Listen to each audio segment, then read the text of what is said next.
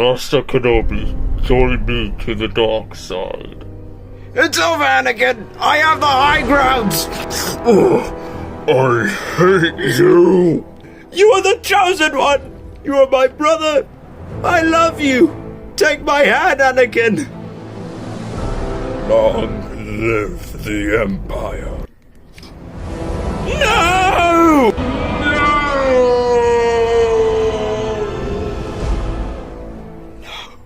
Sad tragedy it is. Indeed, Master Yoda. It was his final breath. Lung cancer he must have.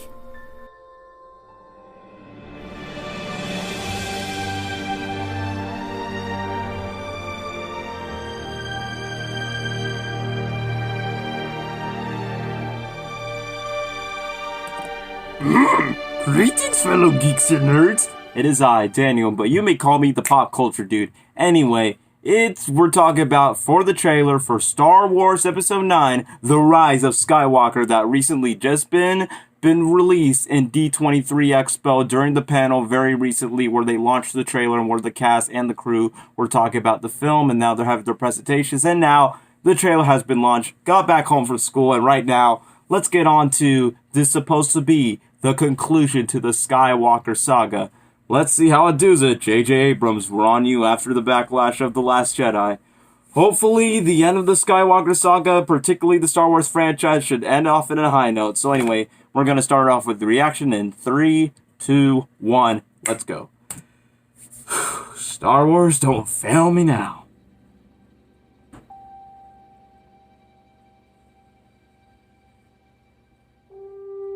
Tatooine Sun. Hello there. They're bringing back the throwbacks. C3PO, R2-D2. It's a good thing they're acknowledging the past once again. Empire Strikes Back. Still the best Star Wars sequel and one of the best films ever watched in the 80s. Best plot twist ever. Yoda! Return of the Jedi. We've passed on all we know. Of course, they had to acknowledge the prequels. 1,000 generations living. Especially for those who don't like sand. Where's Jar Jar? Oh, of course. Finish what you start. But this is your fight. Oh. I like how the way they foreshadowed that with their hands. Oh man, this is getting in the feels already. This is so Avengers Endgame style. Okay, we got the whole team together. Oh, look at the planet. Oh, Leia. Oh boy, we're having a space battle. Here we go.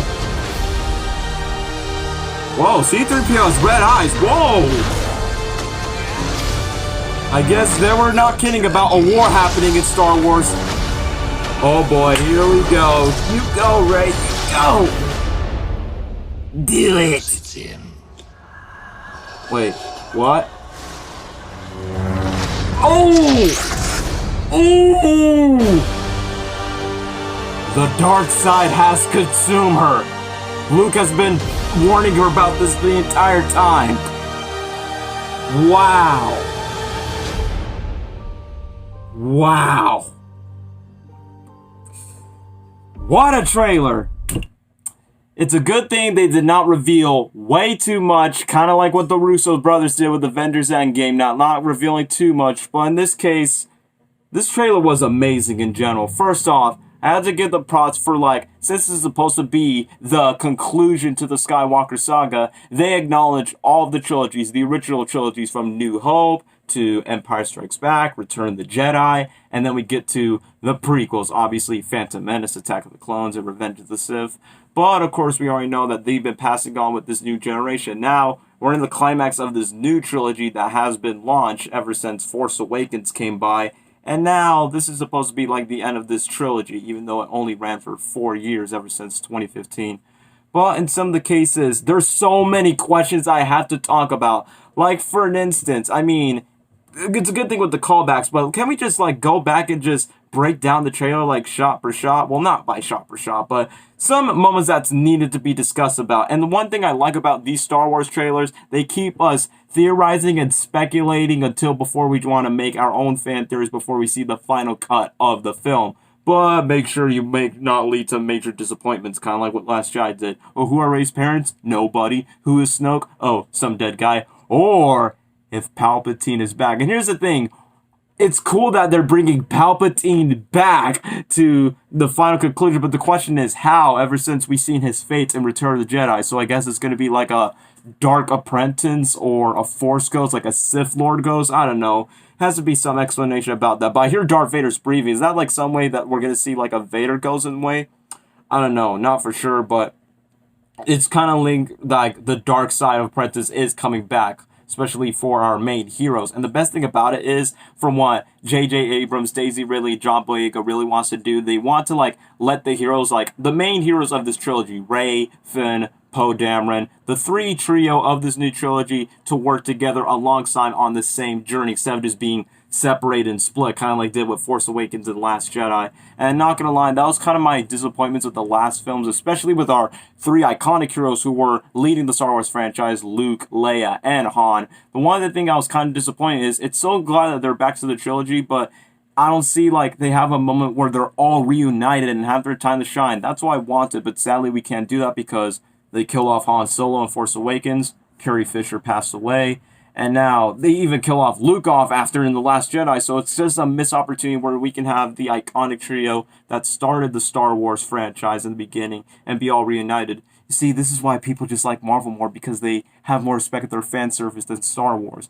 But anyway, I still keep my high hopes for The Rise of Skywalker, and will it make $1 billion? I don't know, but it probably might be, since, of course, Force Awakens and Last Jedi were box office successes. Well, for Han Solo, that was a box office bomb. But anyway, let's just get back to the trailer and see what are the things that are really highlighted. I like where they use the hands, like they keep on having each other. It's a great way from the way they foreshadow on, you know, with either trust or showing the emotions by physical gesture. It's like a good example of body language with the characters, and that's what makes it a more way to show like emotional scenes, but without spoken dialogue at all. So nice callbacks to most of the films from episode 1 to episode 8.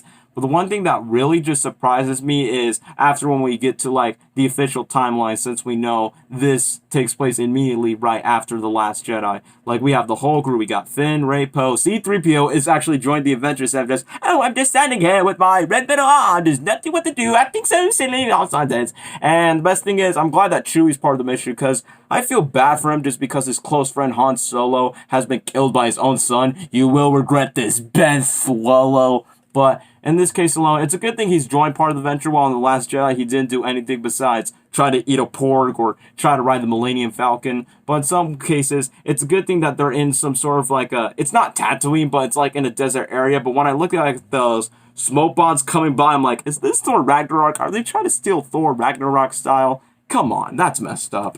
But in this way, it's a really cool shot that they put. And now here's like the most heartbreaking moment is, we see Carrie Fisher in the footage, and to me, it was a smart idea that the crew behind Rise of Skywalker thought of this. Most people assume, like, are they gonna recast Princess Leia, or they're gonna, like, use an actress to CGI her face just to make her look like Carrie Fisher, kind of like they did with young Princess Leia in Star Wars Rogue One.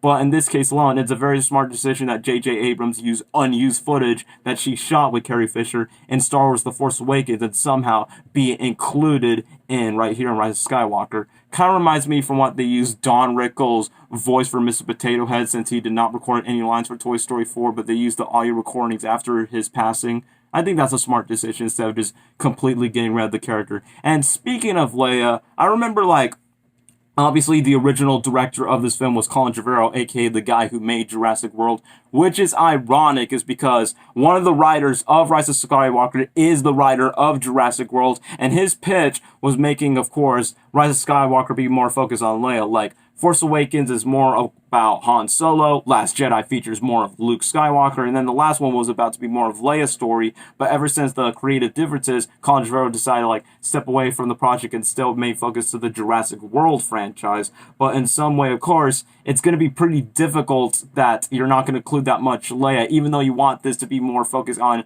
Leia's aspect and becoming the heart and soul of Star Wars The Rise of Skywalker. But it's going to be difficult just because she's no longer with us. I mean, may the Force be with her after all. And speaking of Star Wars and Jurassic World, I have a feeling that both of the trilogies and both of the receptions are awfully similar. If you think about it, Force Awakens and Jurassic World were big comebacks to a long-awaited franchise that you loved from your childhood. And guess what? They were released in the same year, and they were box office successes, despite, like, some people love it, some people hate it, until we get to the middle of the trilogy, Star Wars The Last Jedi and Jurassic World Fallen Kingdom.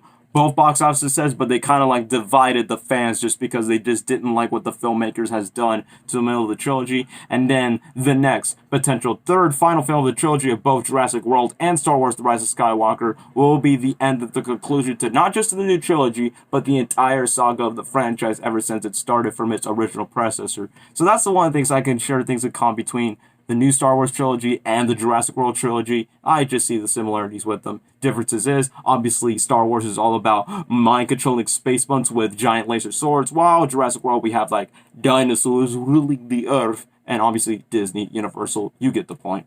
But as we get back to the breakdown, I can actually see that Rey is eventually about to start in training of using the lightsaber, even though she has been training with Luke, but since Luke is no longer alive, he probably might be a Force ghost. That's why he hear his voice like, for many generations. I mean, it's good that Mark Hamill decided to come back for one more Star Wars film, even though he's not happy with the changes that they've done with this character. Don't worry, Mark Barty. We're here for you. That's why he decided to play Chucky instead earlier in Child's Play 2019. But in the cases alone, I see that Rey's basically on her own, even though she kind of has like the path and, of course, the experience of becoming a Jedi just because she's been trained by quote-unquote the last one, even though there was a young kid that basically has the Force, so technically it's not really the Last Jedi. Why not call the last film The Path of the Jedi?